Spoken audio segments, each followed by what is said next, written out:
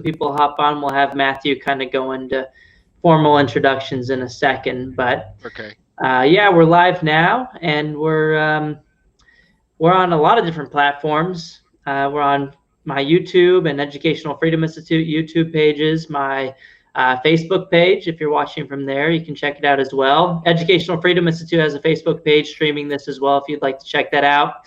A lot of people are following me on Twitter, so we made sure to stream this on my Twitter account as well. Just to remind everybody who's watching, from any of these 5 different platforms, you can share comments with us today. If you have any questions about anything we're talking about, or if you just want to share your thoughts with us, we will be able to read those comments on the screen, and they could actually pop up at the bottom as well and be featured in the show. So if I were you, I'd be really excited about that, and I'd try to get my comments in. That's why one of the first times I saw one of these shows, it was Chris Stewart doing a show, and I saw that people's comments were popping up. So I wanted to be sure to get my comment in so that it could be featured on his show. But yeah, let's get into formal introductions, Matthew, and so we can kind of get into a conversation with David. Cool. Yeah. So can everyone hear me okay? Yep. Yeah, we're good? Okay. So I'm Matthew Nielsen. I'm the founder and board chair at the Educational Freedom Institute. We're joined, as always, by Corey DeAngelis, the executive director at EFI. He's also the director of school choice at the Reason Foundation and an adjunct scholar at the Cato Institute. Our special guest today is Mr. David Hardy, and he's the founder of Boys Latin of Philadelphia Charter School. He's a board member at the Center for Education Reform and the executive director of Excellent Schools PA. So thanks for coming to and joining us today, David. We appreciate it. It's my pleasure. Great to see you guys.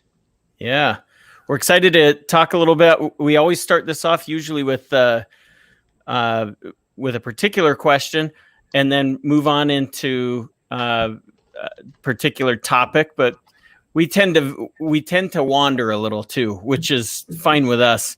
But we let the conversation go where it will.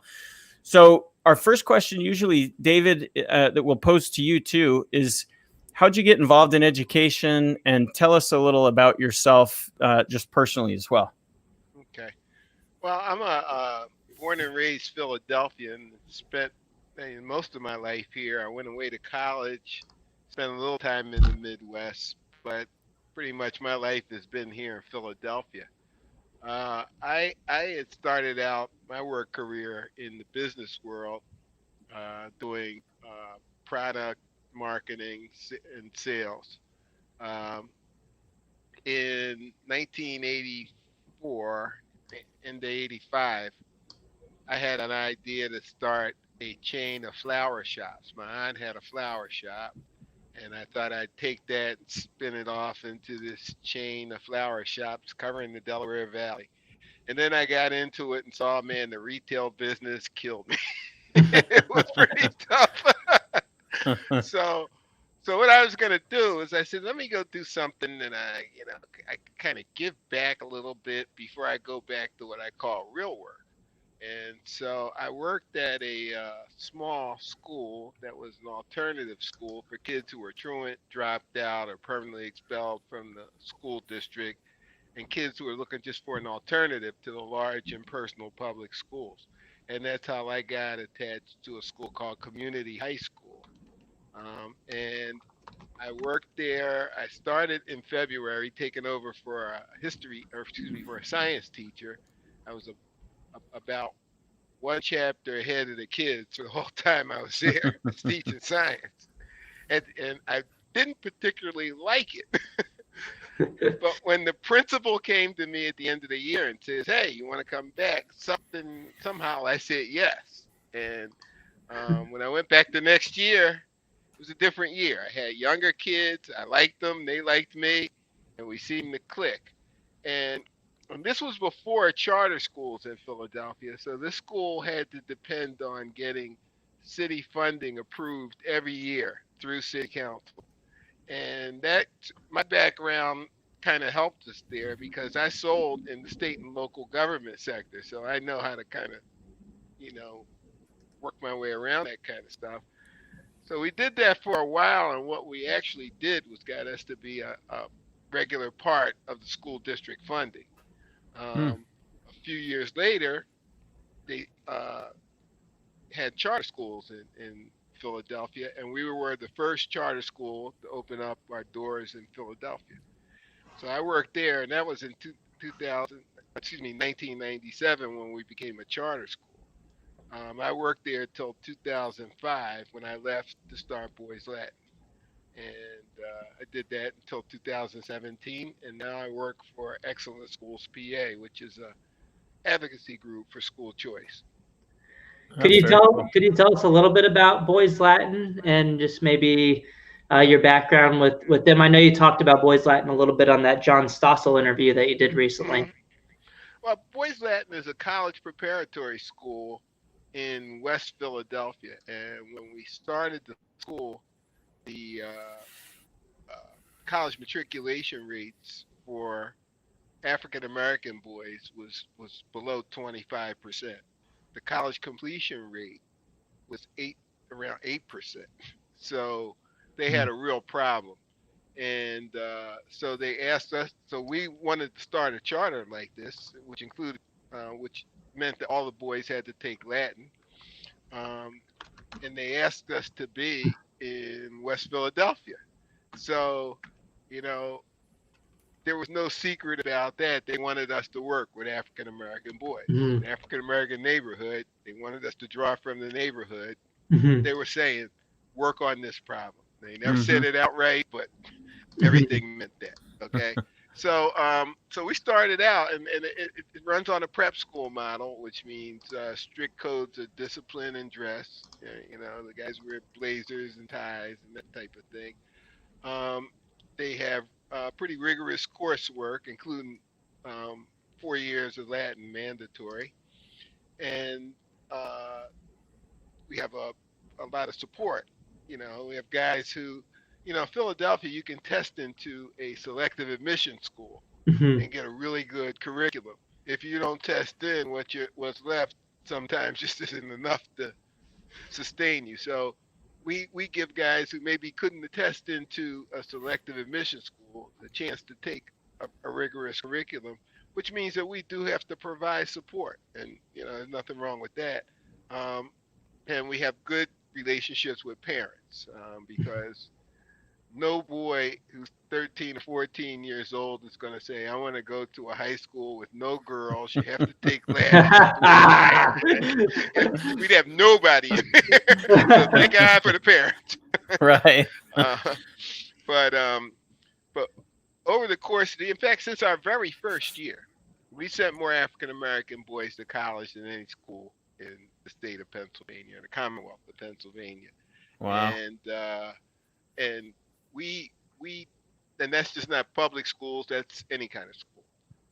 And what happens is, because of the environment and because of the camaraderie and brotherhood that comes there, it's not just a school, it's a family. Yeah. These guys are together. You know, I tell them in the 9th grade, I say, you guys are going to be each other's best man in the wedding. You're going to be godfathers to each other's children. You're gonna meet 25 years ago, and all you guys are gonna know the school pledge and laugh while you're drinking. So, I mean, talking about it. So I mean, and that, you know, we're out. This will be our 10th graduating class this year. So we're starting to see some really good results for our guys who've graduated. We got a lot of guys who graduated from great schools all over the country. So it's working. That's great. So tell us, you something you mentioned, something's going to change there for you in the near future with Boys Latin. Yeah. Well, first of all, we're going through a change in leadership, and they asked me to come in this year and kind of babysit the school this year. I'll be the interim CEO, which I'm probably the cheapest alternative around. So, I mean, I'm happy to be back. And I'll tell you why I'm happy to be back, because we're going to start a program working with a guy named Sharif El-Mekki, who you might know. Mm-hmm.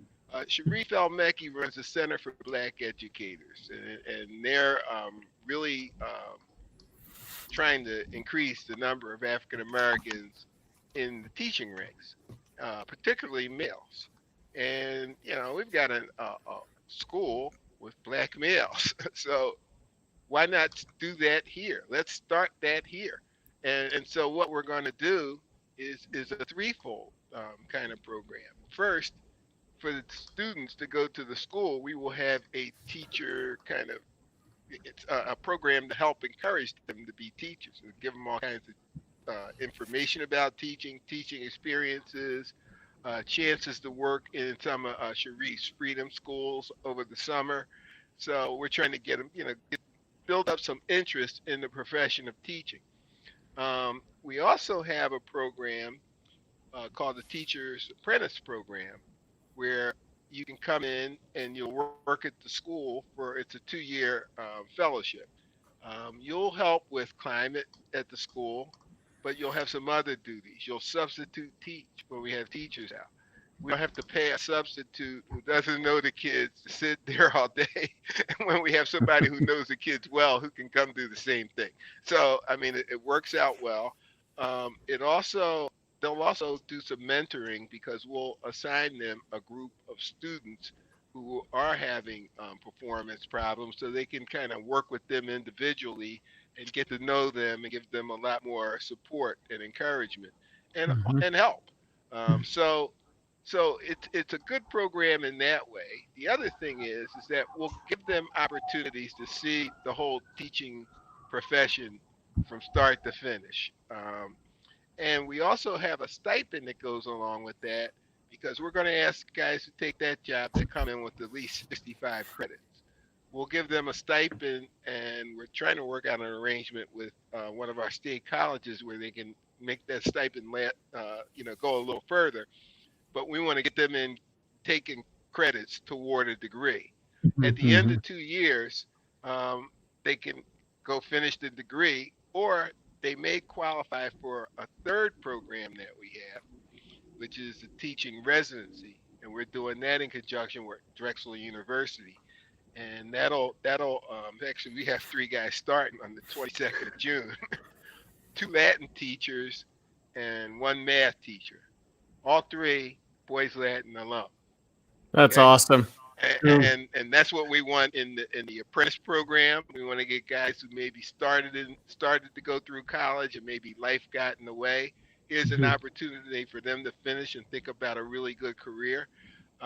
We think that this is a great deal for our boys and our graduates and it's a great deal for the school. It helps them, and it also helps us keep people who know our school culture in the school, reinforcing that with the current students. So it's a win for everybody.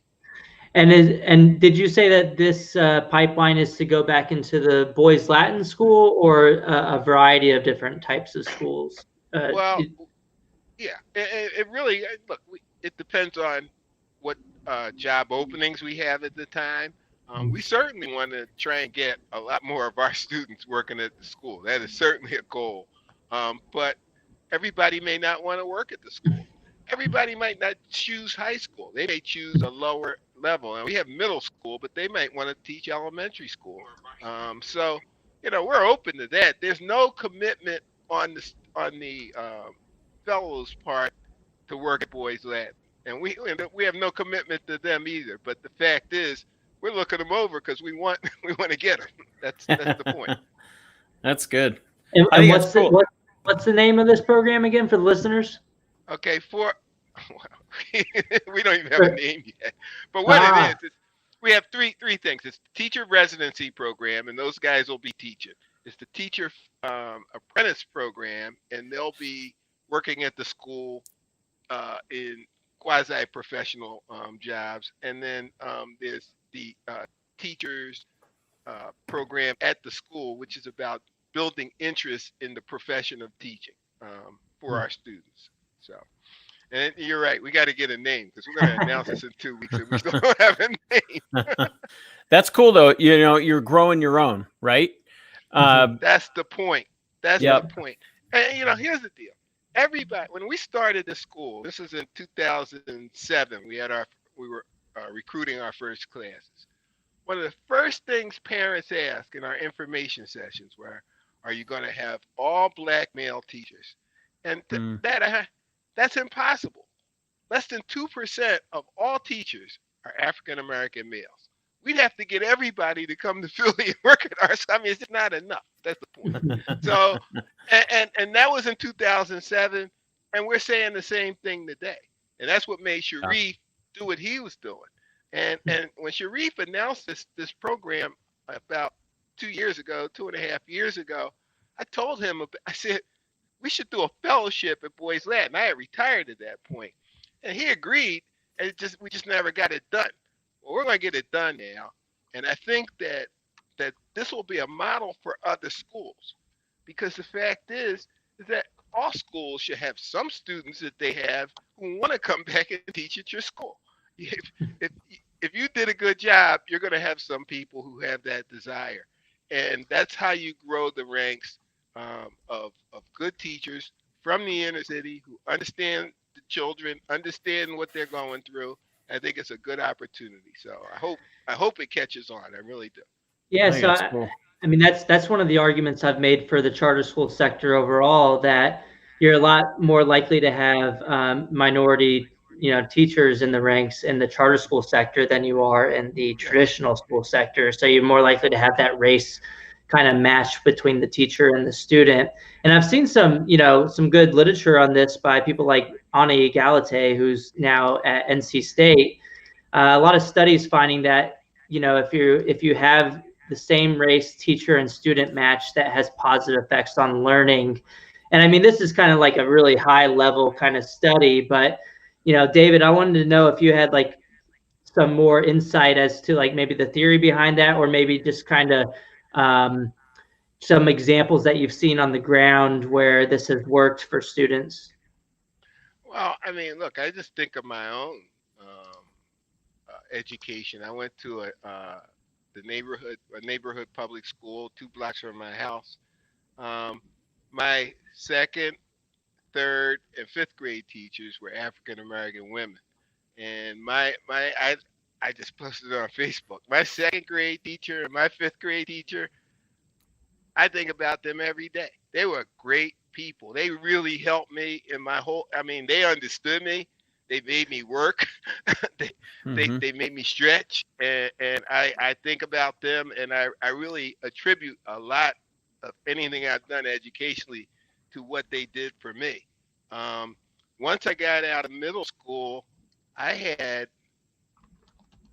one African American teacher between 7th and 12th grades. Now, there were others in my school, I just never had them. One teacher, I had a 9th grade history teacher, an African American woman, and that was the only other African American teacher I had. I had gym teachers. I had a couple of PE teachers that were African American, but classroom teachers, I had 3. I have 4 in my entire years in Philly, and a lot of the studies I've read a lot of the research that says if you just have one in your life, it makes a difference. And I think that has to be true. You can't go through life not seeing anybody who looks like you and think that there's a future out there for you. I mean, it doesn't make sense. And that doesn't mean that everybody's teacher has to be African American. Right. Yeah. I don't think that works either. And in fact, our first class, I mean, we didn't have a lot of African American teachers at Boys Latin in the beginning years, but we did have some. But we had a guy who was working on his PhD, and he studied the first class as they went through college. And one of the things he asked them was, what was it like having all white teachers? He said, no. They said, what is it like going to these Tony white colleges that they're sending you to? You're going to be the only African American there. You haven't been around that kind of situation. And they said, well, we're around our teachers every day. Our teachers are white, and we get along with them real well, so we figure we're going to do okay here. And that was actually the way they looked at it. I think that's what happens. Look, if you're a good teacher, students will love you. If you're a good teacher, you're doing something from them. One thing I found at Boys Latin that I always found amazing, like if you get, and especially with our athletes, if they get a kind of TV or newspaper interview, they don't talk about the sport. They talk about school and they talk about their teachers.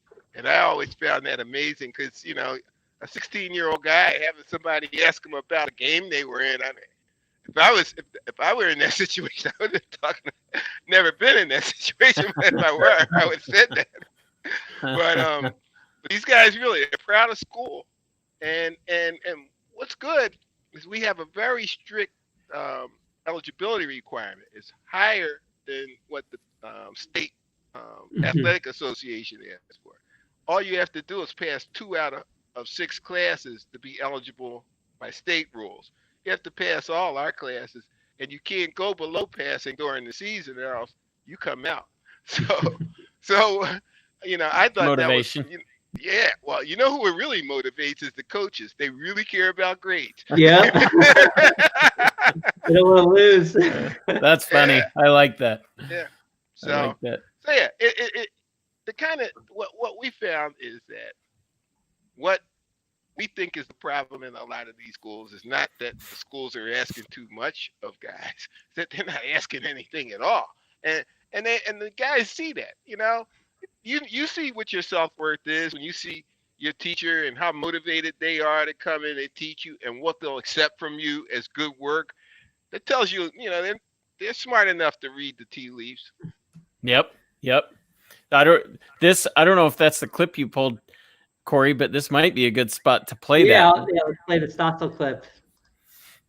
I'm coming up with it right now. Because you said something similar as in this, David. What if they gave you the difference? Yes, absolutely give the rest of the money. But it would also mean that there would be a whole lot less union jobs. And the union's not going to be for that. There are bad charters. But bad charters close. Bad public schools don't close. That's a big difference. When charters don't deliver for kids, they go out of business. The government monopoly never goes out of business. Boom. Okay. You know what? I could not hear that. Oh, really? Yeah. I could hear it. Yeah, I could hear it. What clip was it? This was at the end of your Stossel video when you were saying, bad charters go out of business. Bad public, traditional public schools. Oh, okay. They get more money. I wanted to ask you a little bit about when you're all the years at Boys Latin, did you have to deal with a lot of the political arguments against charter schools? And maybe if you could go over maybe some of the biggest ones and maybe some of your experience with that. Well, we were opposed from inception. We applied for our charter, and they had a newspaper article about it, and the school district said we were welcome. But then when it got time to make the decision, we found out that 4 public interest law groups came out against us. The Women's Law Project, the Education Law Center, the Public Interest Law Center, and the ACLU all came out and said our school was unconstitutional, and we had because it was boys only. Because it was boys only. Now here's the bugaboo in there. Philadelphia has a public high school that is exclusively for girls called Girls High. My wife is a graduate of Girls High. I have cousins that graduate. Girls High has been around forever. Okay. Now here was their answer. They said, well, boys can actually go to Girls High. All right. Oh, that was their answer. You don't see any boys up there, do you? I don't see any. And I'll tell you something else. And I know this for a fact because, we had people in the school district who really thought our school was a good idea, and they were pretty honest with us about it. At Girls High, every year or so, they get a boy who gets in named Chris or Pat, some name that, that looks gender neutral. And as soon as they find out that they have a boy in here, he's out of there. And they don't mess around with that. They're not saying, well, do you feel? Well, how do you feel? Like, you're out. You're a guy. Get out. They don't. And my argument was, if a guy can go there, where does he go to the bathroom? Because there are no male bathrooms. So locker rooms, yeah. Yeah, we had to get a lawyer. We had to give legal arguments. We had a lot of support, and that was the thing. They underestimated the support we had. We got support from the community. We got support from business. We got support from all kinds of places because everybody knew it was a good idea. So that's how we overcame it. But that's, we probably helped them kind of warm up, because I don't think we've had a charter application since then that wasn't opposed in some way. And there's always opposition to a charter application, and they've gotten really better at it. They know how to flood the media with op-eds and things that kind of help back them up. They have the groups like the public interest groups that I said, who firmly land on their side, and so that, I think we were the tip of the iceberg in that, and that's why you don't see a whole lot of charters being passed in Philly. I mean, they're really good at stopping progress. What are besides the all boys kind of constitutional thing they were trying to pull with you guys? What are like two of the other like main arguments that they like hitting over and over again that you think aren't really great arguments? Well, one is that they said that that the whole single gender thing was something that they only wanted to try on poor minority children. Okay. In Philadelphia, of the top 28 high schools in Philadelphia, this was at this time, and it's probably still the same today, 14 of them were single gender schools. It actually broke down right down the middle. 7 all male schools and 7 all female schools. Okay.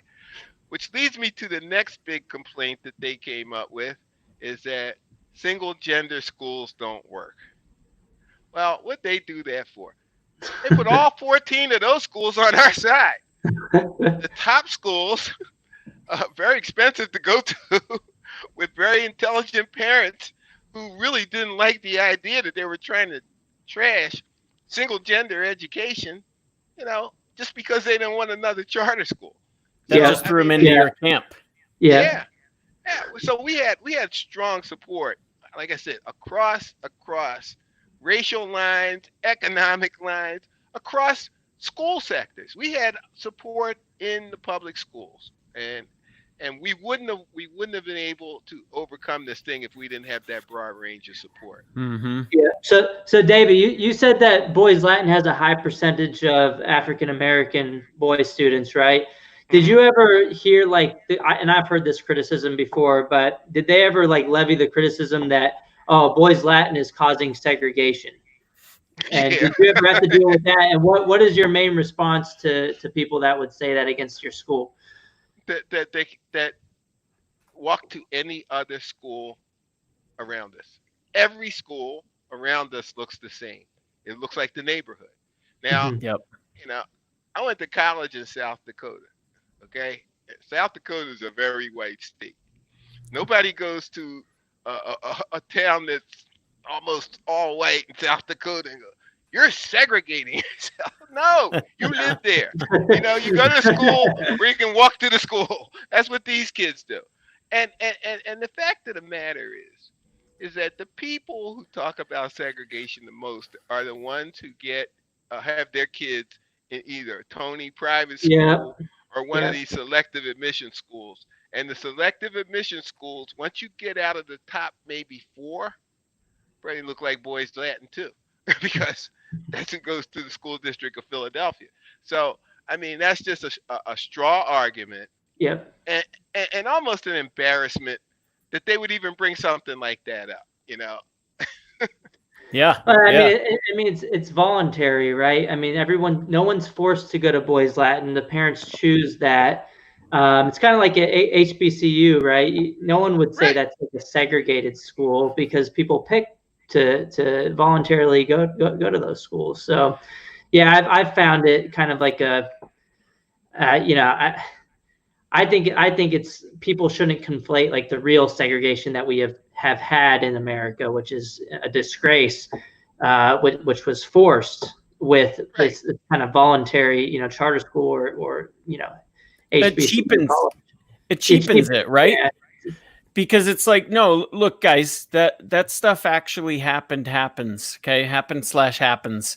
So when you accuse a place like Boys Latin or any other school where kids are coming from the neighborhood and the kids that come are representative of the neighborhood, you're cheapening the actual thing, the real instances, Right. and you start to lose your argument real fast there. Well, Howard Fuller does a pretty deep dive on the whole Brown versus Board of Education and all the things that led up to it and some of the results of it. And one of the big results is that there were places where there was black excellence in a black neighborhood, a black-led school that was working, and those things all got diluted after Brown. The most obvious example of that would have been in Washington, D.C., Dunbar High. Dunbar High from the 1870s up until the mid-50s was the top African-American high school in the country. And that's where Benjamin O. Davis, the first black general, Edward Brooks, the first black senator post-Reconstruction. I mean, all kinds of doctors, lawyers, engineers, all kinds of stuff like after Brown, because before Brown, it was the school that by the neighborhood rules, if you went there, you had to work. And they got great teachers from great colleges to come in and work there, but you had to work. And if you didn't want to work, go someplace else. It wasn't any rules about it. It was just that's the way it was. Well, after Brown, you couldn't do that anymore because that was discriminatory. So what they turned it is from the best high school in the country to one of the worst. Now, in the name of segregation and making things equal. So, I mean, I don't know if the government really knows how to make a even playing field. I think that's well, they haven't done a good job with it on the attendance zones. I mean, if you look at Tim DeRoche's recent book, A Fine Line, the attendance zones of today's schools seem to mirror the discriminatory redlining practices. I saw that. Pretty interesting little video and book that he has on that. Yep. Yeah. Well, I mean, a lot of these problems are so obvious, but what always astounds people is the fight of not letting it go. Why do they want to hold on to neighborhood high schools where nobody's learning? I mean, but they want to hold on to them. Why? It's all about the jobs. But I mean, at some point, that's gotta crack through. I'm sorry. Yeah, no, and that's perfect. That's exactly what you were saying a minute ago. Well, that we watched you say on the video, right? On Stossel, because it's like, we know what's going on there. We know that it's job preservation. It's a jobs program. We got to protect the jobs, and no one's advocating for taking away jobs. That's not the point. The point is that money and those resources were set aside to educate children, right? They weren't set aside to go into someone's paycheck. That wasn't the point. They were set aside to educate kids. So yeah, you're right on there with the, let's call it what it is. That's what it is. And we need to get back to a place where people will recognize that money and those resources for what they were actually intended for. Right. David, I want to get your thoughts on, since you're in Pennsylvania, Tom Wolf's kind of recent proposals on charter schools. I think he's called for fair funding, and I think what he means by that is less funding for charter schools, and then he also calls for more accountability, which I think means allowing the district-run schools to limit enrollment at charter schools. So have you heard about these? Of course you've heard about these debates, but what are your thoughts on, kind of these lines of reasonings put forth, Wolf? I mean, look, Governor Wolf is singing the teachers union party line. I mean, it's no doubt about it. It's almost like he goes to them and says, "What do I say tomorrow?" I mean, it's just he's saying all the stuff that they want to hear. And this is a guy went to private school himself. Mm-hmm. His children went to private school. Okay, we have a Secretary of Education. He went to private school. Okay, and these guys are fighting the whole idea of giving people options that they had a way out, and it's astounding. And in fact, they've had conversations with the governor. I didn't attend the last one they had, but from what I understand, he's getting more strident in his position. Mm-hmm. Not like he's even considering, well, maybe there's no bend in him. He wants to make sure that he kind of stomps this out. Now, he complains about the special ed reimbursement fund for charter schools. And there are people in the charter school community who say they could probably do some type of readjustment of those funds. You get overfunded for a student with a low incidence special need, but you get way underfunded for a kid with a high incidence special need. So they need to correct that, okay? But you can't do that in the absence of correcting the regular ed reimbursement rate, because that's woefully low. And if they fix that, then they can fix special ed and it wouldn't be a problem. But they only talk about one in the absence of the other, because the special ed problem makes it sounds sexier, and that's what they're doing. The other thing they want to do is limit your ability to create a charter school, and they do that by keeping it in the hands of the local school district. They'll never, it's really tough. I mean, that's like McDonald's having to approve every Burger King that opens up nearby. That doesn't make any sense. Of course you don't. Of course, McDonald's best interest is to say, "Oh no more competition opening up. We won't allow any McDonald's. Only more we won't allow any Burger Kings. Only more McDonald's." And they can always come up with a reason, right? They could always say, "Oh, that Burger King it's not high quality," or whatever they want to come up with. They can always come up with a reason not to allow their competition to exist. Well, the other thing is charters were supposed to be laboratories where you learn some things and you share them with the local school district and everybody gets better. But they never come for that.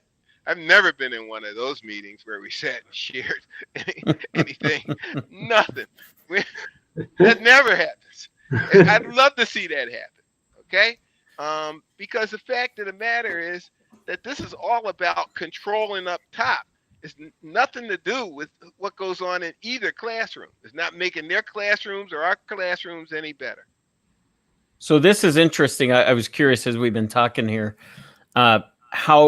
because there's actually a lot of attention being paid to charter schools by Tom Wolf, Governor Wolf of Pennsylvania. And so I thought, well, how much time is he dedicating to this problem relative to the size of the problem? Right. 8.1% of students in Pennsylvania, this is quick research, as of 2015. Yeah. So 8% of kids in Pennsylvania go to charter schools. Right. And that was 5 years ago, but it's probably not changed dramatically since then. Yeah, it's around the same. So that's tells you something. It's rare for a problem like that. And I'm talking about scale. I'm just talking about size. 8% to get the attention of a governor of the entire Commonwealth of Pennsylvania. Obviously, there are other reasons that he's looking into it, like you said, David. Well, Well, what's interesting to me is he always points at the Credo study, which finds, and he says, look, the Credo study shows negative results in Pennsylvania. That's not true. If you look at the brick and mortar no. schools, it's positive in the Credo study. So it's like your own study refutes your own point. And like I just found the graph really quick here, but most schools are brick and mortar charter schools. And if it's mostly nothing, but it looks like a 4% increase in reading achievement after controlling for different. This is online charters, but if you're looking at the most charters, what you think about when you think about charters is the brick and mortars, positive effects for Pennsylvania. So Is that the average? Is that the average? yeah, and that's brick just and mortars. yeah. Okay, I because mean that's we just the know. average too. Yeah, we know if you go to the urban brick and mortars, that advantage grows. Yeah. That advantage grows. The other thing is, I didn't see that. Are they comparing charter cybers with district cybers? Yeah, so they're comparing. Well, no, that's the problem. They're comparing Right. that online that looks like it's native. They're comparing the online charters to the overall brick and mortar and what. Because they don't report it separately for the district schools. They clump them all together. Not. Yeah, because they don't want to show that their cybers are doing. They're awful. Yeah, I mean they are awful, and they're expensive.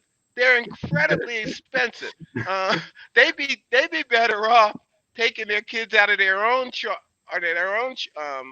virtual schools and put them in the regular virtual. They'll save a bunch of money because theirs are way overpriced. Exactly. Oh yeah, and charters get like what 27% less dollars per student in Pennsylvania. It's completely backwards. I mean, yeah, because so what I thought was interesting was Tom Wolf is calling for more, funding fairness, and as a result of that, he's calling to defund charters more. But then that would just increase the inequities in funding in Pennsylvania by race and by income, because charters in Pennsylvania serve lower income students and more non-white students than the traditional schools. So his policies are indirectly calling to increase these gaps, funding gaps. Yeah. So. Well, if you really want to understand district criticisms with charters, if you're a charter, you want to understand the situation you're in. You have to go back to your childhood and remember the thing you used to say. I'm rubber, you're glue. I know that. Everything they say, it sticks to them. Every criticism they have, segregation, low performance, funding disparities, anything they say about us, you can stick it right on them. It's true. Yeah, I mean that is interesting that Wolf calls to limit enrollment at underperforming charter schools, but then that same application, it's not applied to the district-run schools, right? It's not. He's not calling to allow for charter schools to limit enrollment at lower quality district schools. It's only being applied to one sector, which is pretty telling.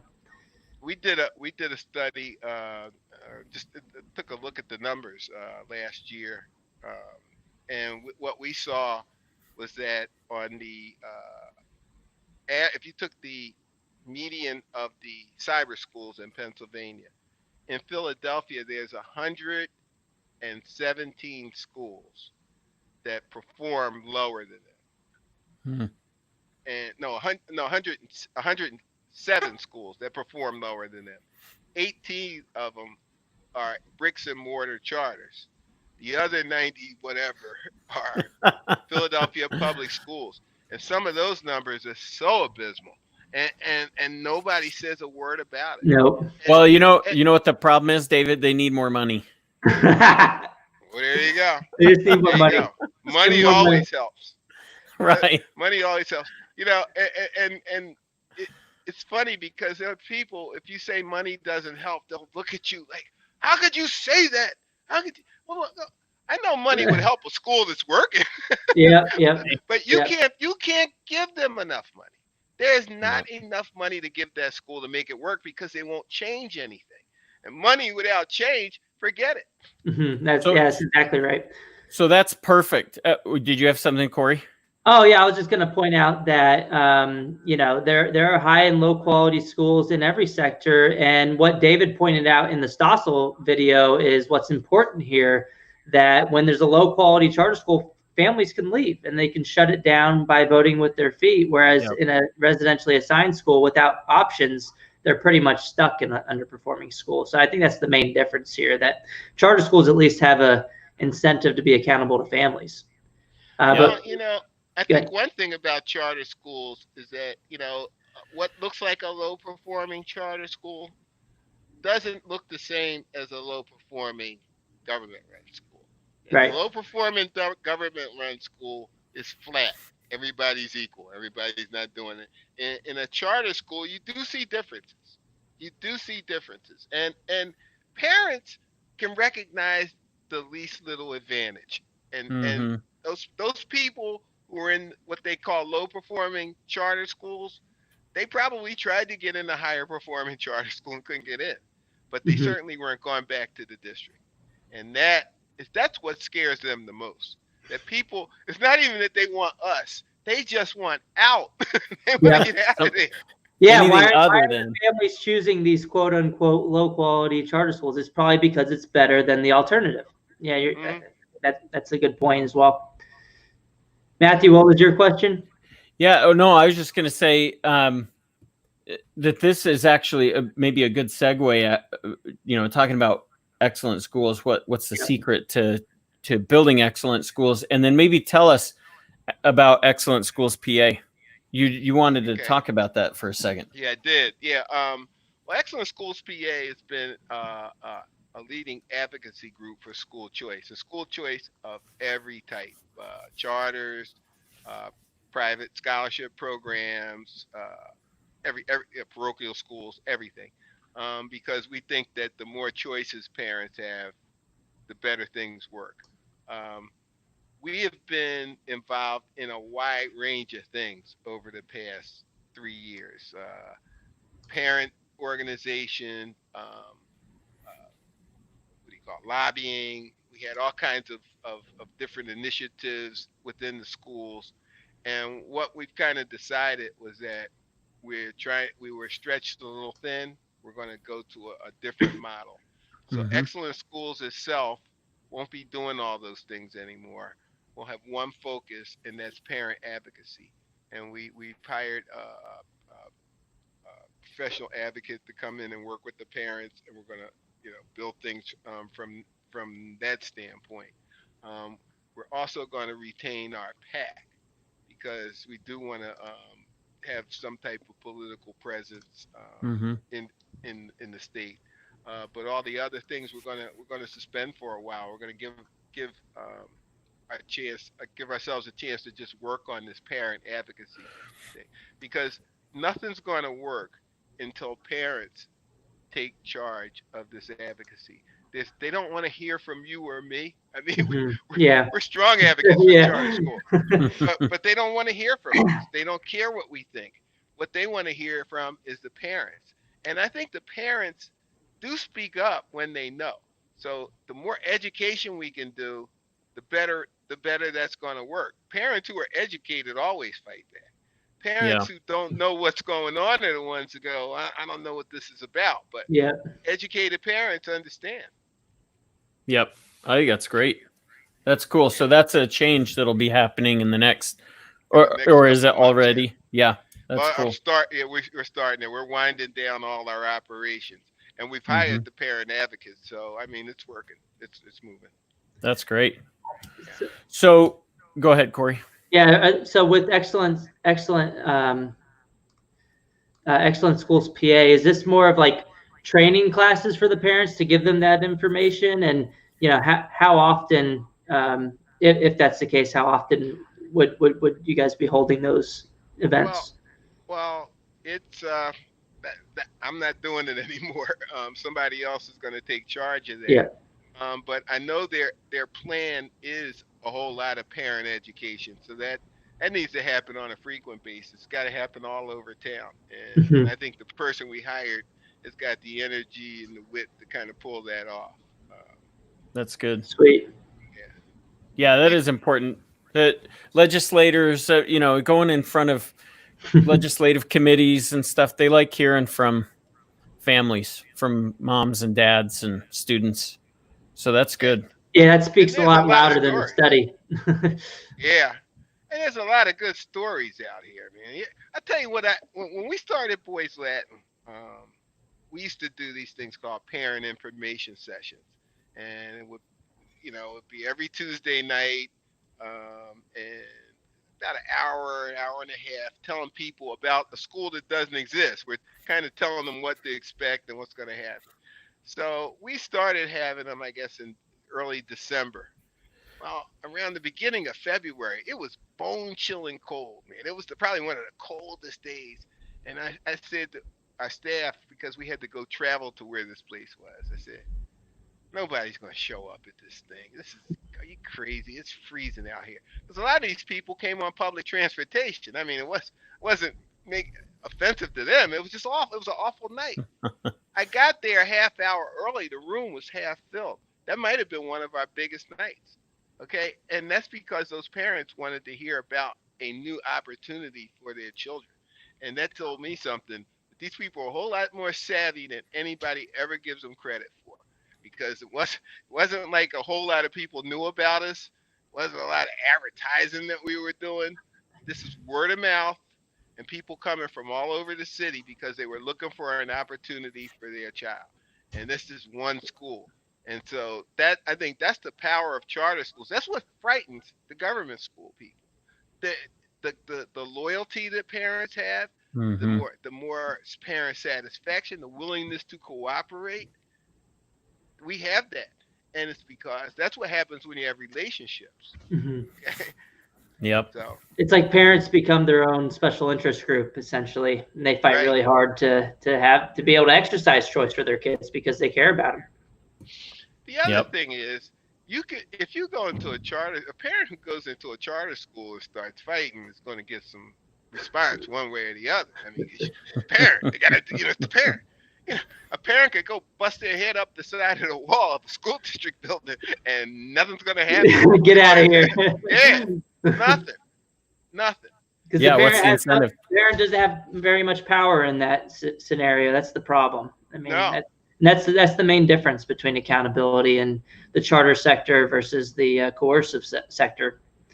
It's also what the teachers figured out that the parents never did. I mean, that's what all the teacher organizers, they know they weren't listening to the teachers before they were organized. I'm not sure that they listen to them now. They just kind of put them in their box and, they include them in the budget, but they don't listen.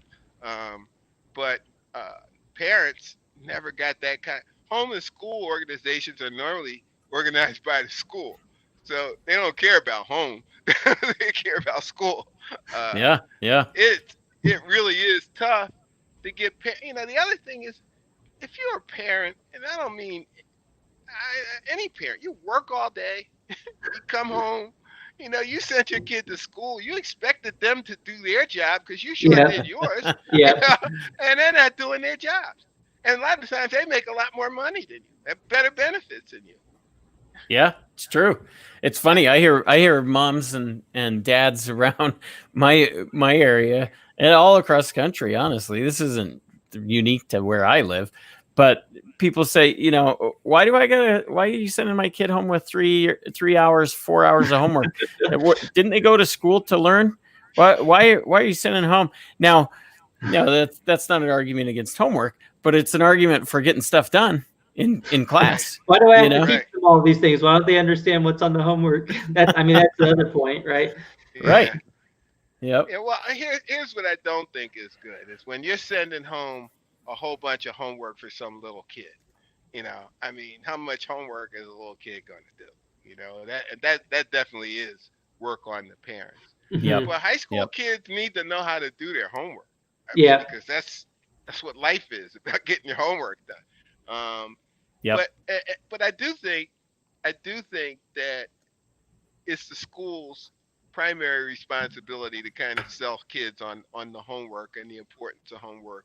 And then what you're doing with parents is you're dealing with the ones who just don't get it. Because I think most kids get it if you do it the right way.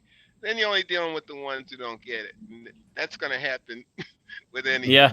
Yep. But yeah, No, I think you're right. For the older kids, that's actually it's in a lot of ways that's good. They gotta learn how to do hard things. That was part of your Stossel video too. We didn't show that clip, but John Stossel asked you why you teach Latin. Right. It's difficult. And look, I found this to be true. I mean, you get a guy who comes in 9th grade, and nobody ever asked him to do anything hard. And I'm not talking about a guy who's low. I'm talking about a guy with pretty good intelligence, but nobody ever asked him to do anything where he had to kind of think about it, and maybe he didn't get it the first time. They didn't get that. They didn't get that kind of work, and I'm wondering why. How could you think somebody's going to go through life if they've never been challenged? That's shameful. That is really shameful. And what I found with the guys is they step up to that. And you become legendary at Boys Latin if you call teachers late at night asking for homework help. Because the teachers come in, and I get it, they're bragging. They called me at 10. They called me at midnight. They called me at 3. How late can you go? I get that. Yeah, I'm buying that crap. But the point is that they're calling. And look, they call back. They're in some of these guys in college. I know, like, these guys get math courses. They call back to the math teacher. I mean. That's awesome. That says something.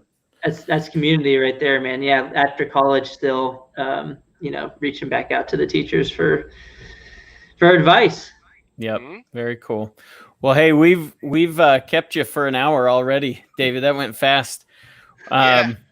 We appreciate the conversation. I want to wrap, if I can, just real quick, and you correct me where I'm wrong, or maybe you just want to say, we've talked a lot about different characteristics through the conversation here of what it takes to create an excellent school.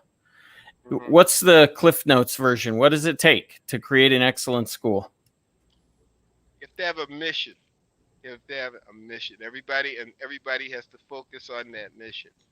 And then you have to be able to evaluate the things you're doing. When you're creating a new school, you have this idea of what you want to create.